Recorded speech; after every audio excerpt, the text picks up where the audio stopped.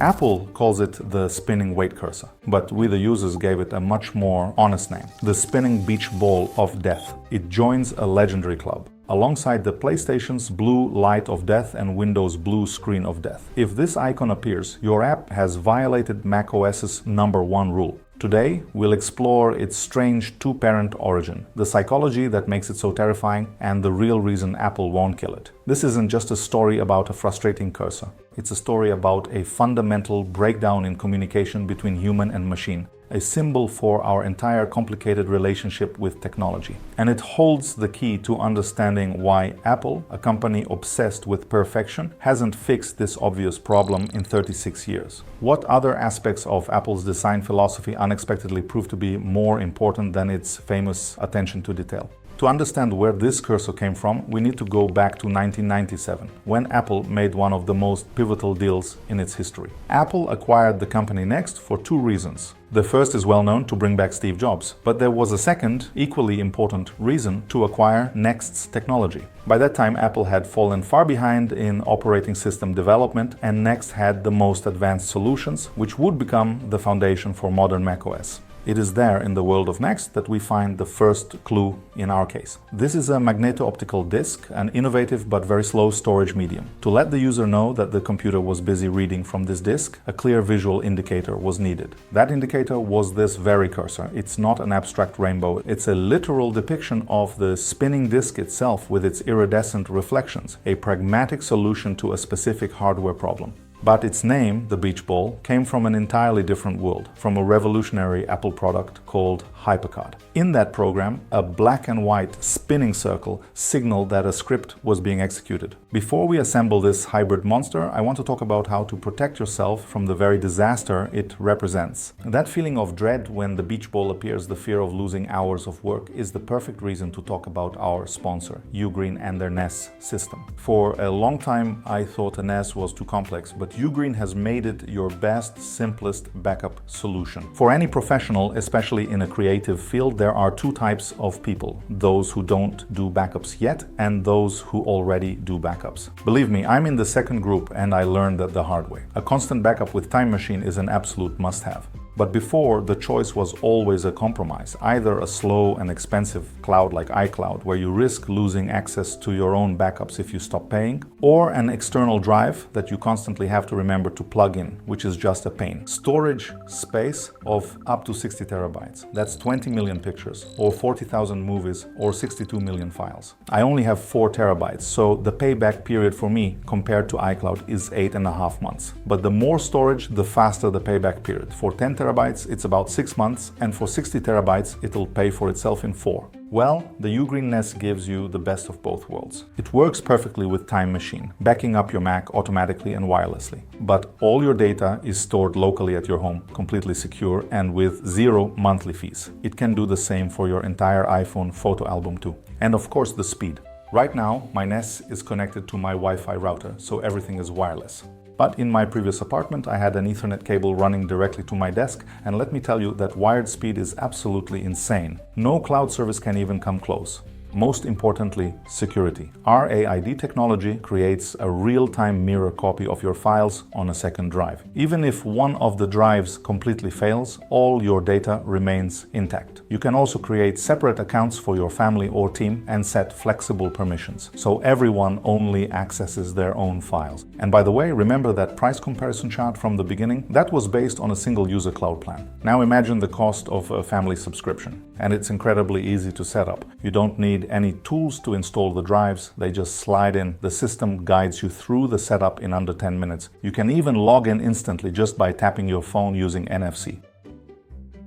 So, if you're tired of the limitations, subscriptions, and slow speeds of the cloud and want true peace of mind for your data, check out the UGREEN NAS. Check the link in the description to grab 20% off during November 20th to December 1st. Now let's get back to our hybrid monster and see how the collision of these two entities gave birth to one of the most controversial elements in design history. And so when Next's technology became the foundation for macOS X, a historic collision occurred. The system inherited the bright rainbow cursor from Next. But users who remembered HyperCard immediately nicknamed it the beach ball. Thus, our monster was born with the appearance of one parent and the name of another. This wasn't a deliberate design. It was a historical accident, a hybrid artifact, with conflict encoded in its very DNA. But in modern macOS, this cursor doesn't signal reading or script execution. It asks you to wait for other reasons. You see, inside every application, there is something called the main thread. This is the program's nervous system, which processes all of your actions, mouse clicks, key presses. There is one inviolable rule. This main thread must always remain free to respond to you instantly.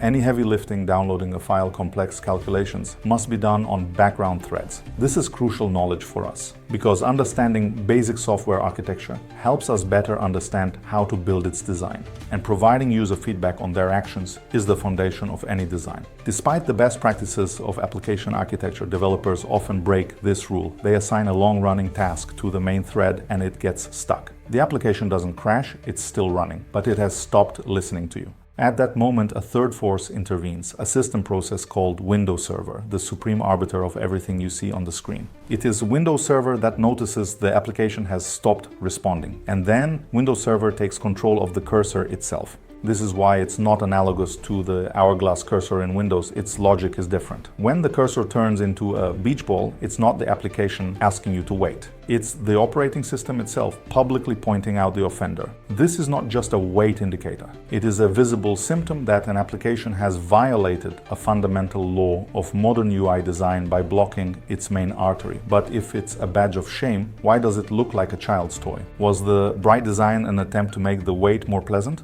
The best proof that this attempt failed miserably is our language. Remember the nicknames users have given this cursor: the spinning beach ball of death, the marble of doom. These names place it in the same category as Windows' blue screen of death or PlayStation's blue light of death, symbols of complete and fatal failure. No other wait indicator in any other system has earned such grim epithets. This proves that Apple's cursor doesn't just ask you to wait, it creates anxiety and tension. And the reason for this is a powerful psychological effect with a precise scientific name: cognitive dissonance. It attacks our perception from three sides at once. First, there's the dissonance of metaphor. Our brain sees a beach ball, a symbol of play, summer, and carefree fun. But the experience it accompanies is one of stress, frustration, and the fear of losing data. The playful visual clashes with a painful experience, and our brain cannot reconcile them. A rainbow of hope becomes a harbinger of doom. Second, the dissonance of time. Think of the classic Windows hourglass. It's a symbol of finite linear time. The sand will inevitably run out, the process will end. The beach ball is a wheel, a symbol of an endless, meaningless cycle. It doesn't promise that the wait will end. It poses a silent question: will this ever be over?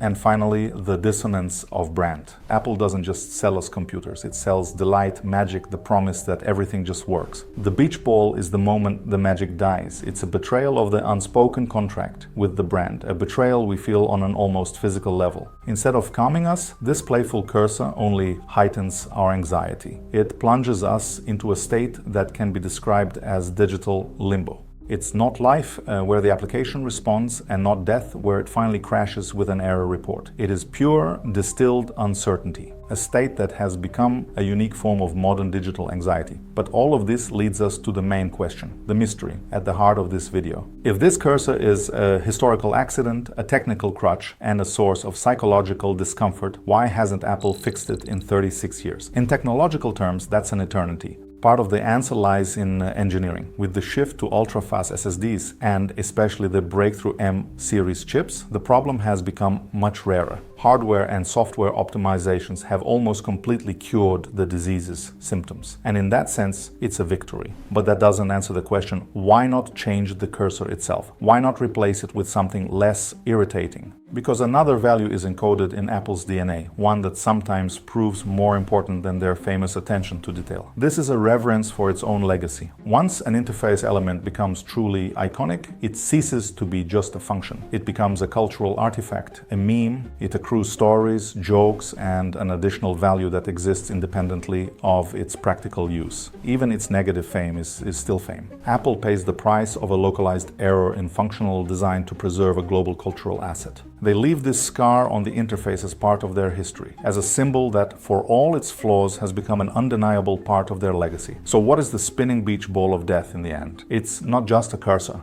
It's a monument to our complex, frustrating, and deeply human relationship with technology. It is a historical accident that became a psychological trigger, and then a cultural scar that Apple decided to keep as part of its legend. And by understanding its story, we begin to see not just a mistake, but a reflection of an entire design philosophy, where legacy sometimes triumphs over common sense. But this cursor is not the only and far from the biggest problem in Apple's design. After all, it's one thing for an accident to become part of history. It's quite another for a conscious, manipulative, and truly harmful design to become the source of lawsuits. I'm talking about the color-based separation of messages in iMessage into green and blue bubbles. Be sure to check out the video about it on our channel. We did a deep dive into how that design decides who is one of us and who is an outsider. See you there.